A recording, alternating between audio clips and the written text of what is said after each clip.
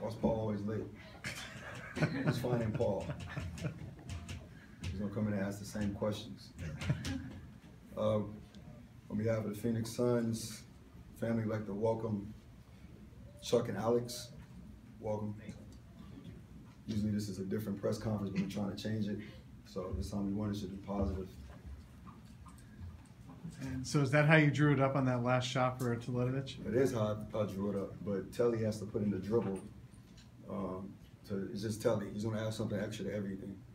But we knew that spur of the moment, creating the moment, we knew that Telly can come off. He's really coming off down screens and pin down actions.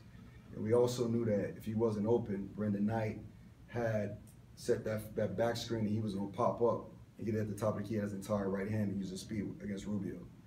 Telly being Telly, if you draw up a play, this is interesting about Telly. If you draw up a play for Telly or anyone else, if it touches his hands, he shoots. Like, the play could be for him to catch on a pin down and swing it to the other side.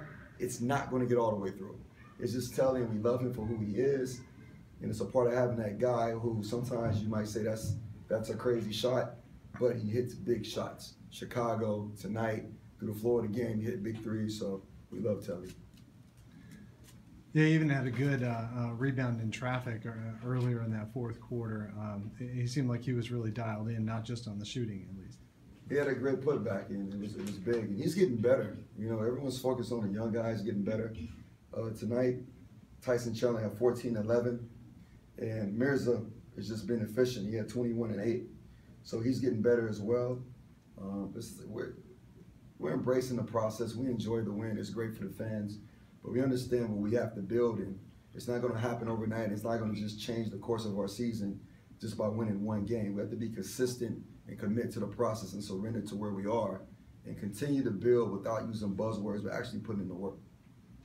What was the play call on the offensive possession before Teletovic's game winner with Booker making that three-point play? Once again, just in the spur of the moment, just saw it, created it. It was for Devin to catch the ball at the elbow and isolate. We knew if we put Brendan Knight in the corner and Mirza on the wing on the weak side, and we can zipper up Devin and catch at the elbow. Devin has to learn to finish games at the elbow, like Kobe Bryant. He knows that. We talked about that. That's the progression of him finishing games. And I think he did a great job of hitting the big shot after he gave up a three. So did you second guess it all after Devin lost the ball in traffic on the possession before that? No. We talk about being committed to the process. Coaches have to commit too. If they're young guys hit big shots and be in that moment and catching at the elbow, the evolution of Devin Booker is 25 to whenever he decides to retire. Is no action at all. Throw it to him at the elbow, spot up, be ready to shoot, create. Brandon Roy, Kobe Bryant, his one-on-one game at the elbow is growing, his post game is growing, and he's going to become a great player. But he has to commit to the process and watch the video, put in the extra work, and of course over time he gets stronger. He's only 19.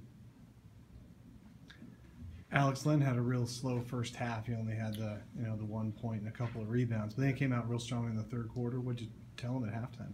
Foul trouble throws you off rhythm. Every player, when you get to foul trouble early in the game, somehow it just throws you off. I think it's more of a mental thing.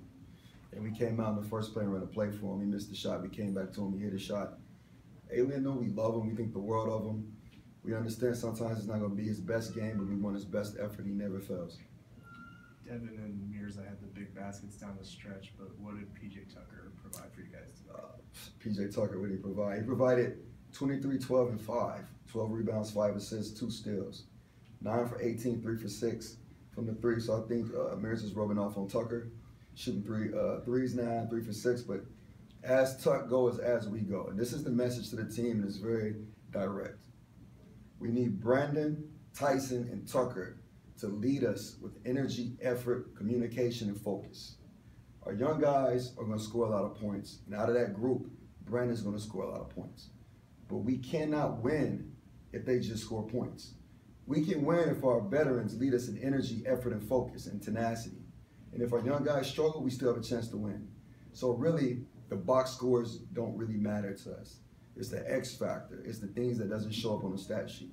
So those guys, they embrace that role. And, ever since then, I think we've been pretty focused and they've been bringing it every night. You seem like your rotation is starting to feel a little bit more. So how does Ronnie Price fit into that as far as that X factor? Ronnie Price is the ultimate professional, and this is the challenging thing for teams when you bring back a player. So when you bring back a player like Brandon Knight, not only does Brandon Knight have a period where he struggles to find his rhythm, he's going to have some good games, some challenging games, some great games, and then about 5 games going to be on point. He's going to be great, back to being efficient.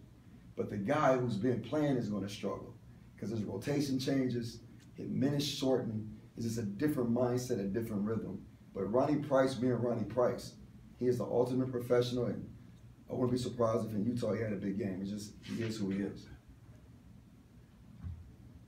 Important to make something happen at home. It seemed like it had been a while, and then you only had a couple of wins in like almost a couple of months, I guess, at home. We had a big game against Memphis at home. Beat Memphis.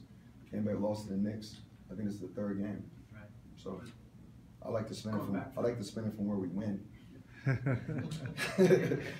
Just to maybe kind of validate, the fact that the team is playing much better. Yeah, we're playing better, but this is one thing we emphasize to the team is, you have a thing when you lead a team, you talk about losing, and when you lose, you learn from your losses, you study your losses, you have the self-discipline to let it go.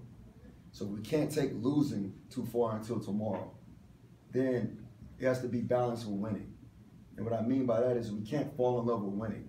We can't be like start feeling overconfident. We have to stay confident, stay balanced, and fall in love with playing the right way. Fall in love with doing things the right time every possession, playing the right way, and playing for each other. If we just focus on that, the wins and losses take care of itself. But we like to spin it from the win.